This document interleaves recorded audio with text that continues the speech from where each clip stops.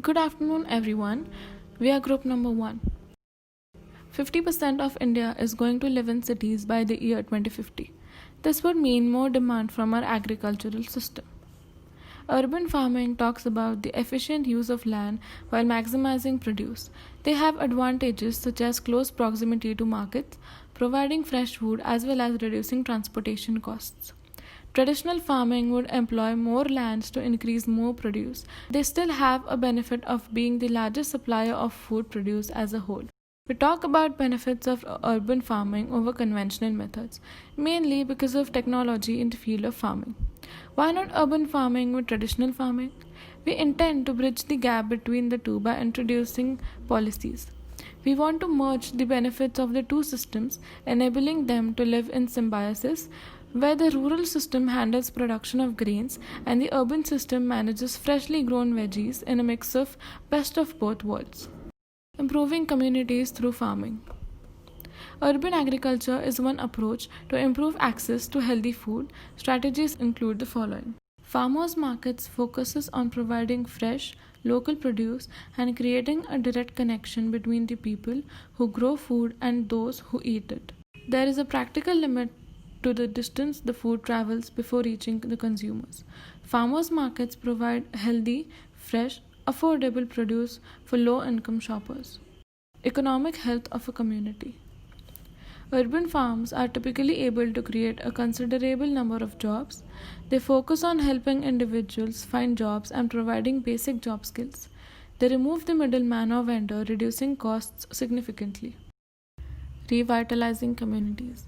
The physical environment in which people live, work, and play greatly impacts their health. Neighborhoods with safe and clean outdoor spaces have a positive impact on residents' health.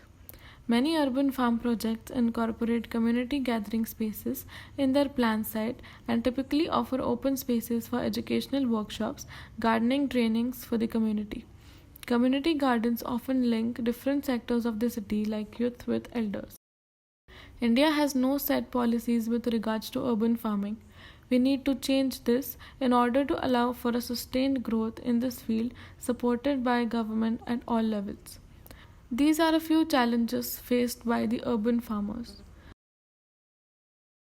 Policy changes are required in order to support urban farming, especially for the low income group. Local governments can identify vacant plots and make this information publicly available, allowing contracts with private landowners. Governments can financially support startup and operating costs. Governments can also develop new workforce. Cities can adopt urban agriculture friendly language in their zoning codes and general plans, which will encourage them to invest in infrastructure. Localities can provide trash collection, composting, and access to water, tools, and storage to help reduce urban farmers' expenses. Since farming need a lot of water, one way the cost can be offset is by finding alternatives for water resources. Resource management. Land and soil are limited. Rapid urbanization will further increase competition between different kinds of land use. Irrigation can be a challenge if infrastructure is not in place, if the water source is limited, or if the water is metered, which adds on extra cost. Skilled workforce is needed for urban agriculture. It also needs a larger upfront investment for setting up.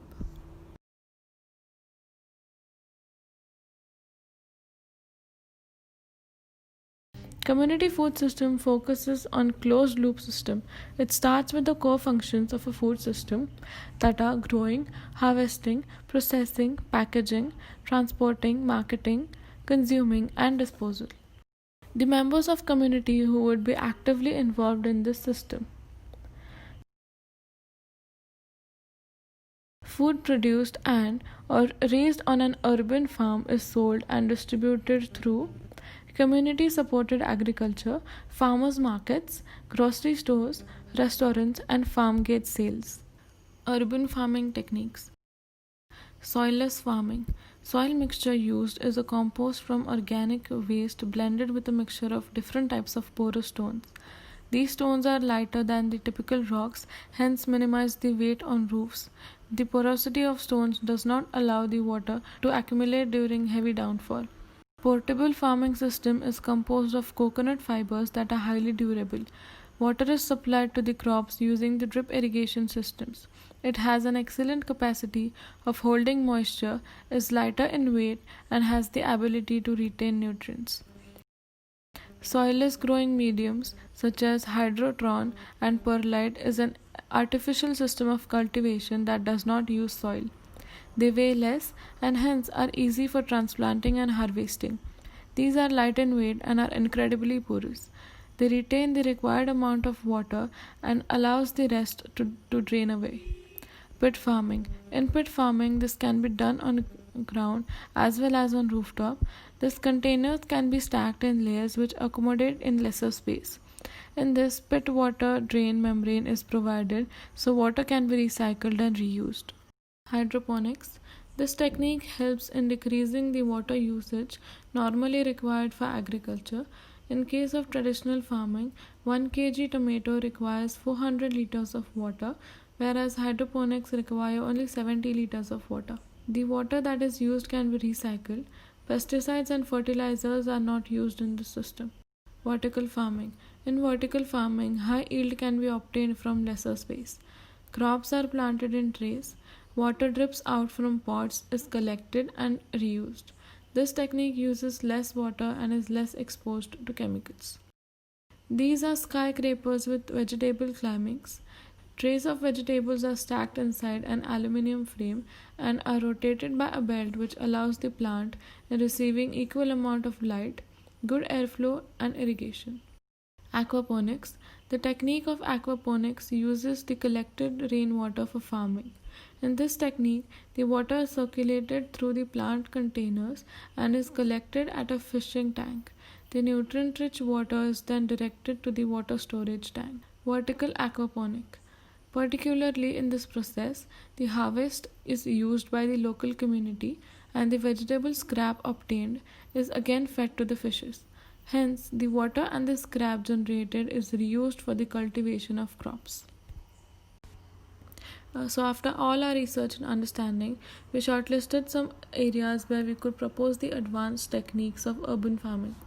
The first site is of the residential quarter area of Akashvani Kendra Nashik. There is an ample of open area where waste is dumped by the locals.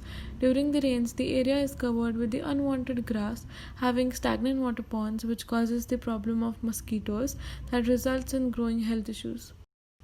The area grows locally and consumes locally, wherein the packaging and transportation is avoided due to the presence of vegetable shops. Using the few basic techniques of vertical farming like hydroponic, aquaponic and pit farming, we can introduce people to the new techniques of urban farming. The second proposed site is that of a school where the deaf students learn new things, and with that, we wish to introduce vertical farming that could help in growing their own organic food. Also, the use of recycled grey water will be a part of learning and applying in day-to-day life for them. Also, the use of solar panels would take care of the energy consumed in the process of vertical farming. So the last and the third site is of the Central Jail Nashik. The inmates are already taught various skills as a part of their vocational training. Farming can be extended as a vocation and skill development for the inmates, which can help them in the future. This will help other similar projects where there is no reserved land for farming and could be implemented in any other city. The area in this site that is left for the future development can be practiced for portable farming, and the other area which are centrally available, such as the area between the two wings of the cells, can also be used. I would like to summarize by saying that the urban agricultural policies are set up to enable the substantial practice of farming. Appropriate techniques used are site-specific, and places that help communities to set up urban farms are identified without hampering their open spaces. So that brings us to the end of the presentation, and we would like to leave you with the idea of grow local, eat local, and be local. Thank you.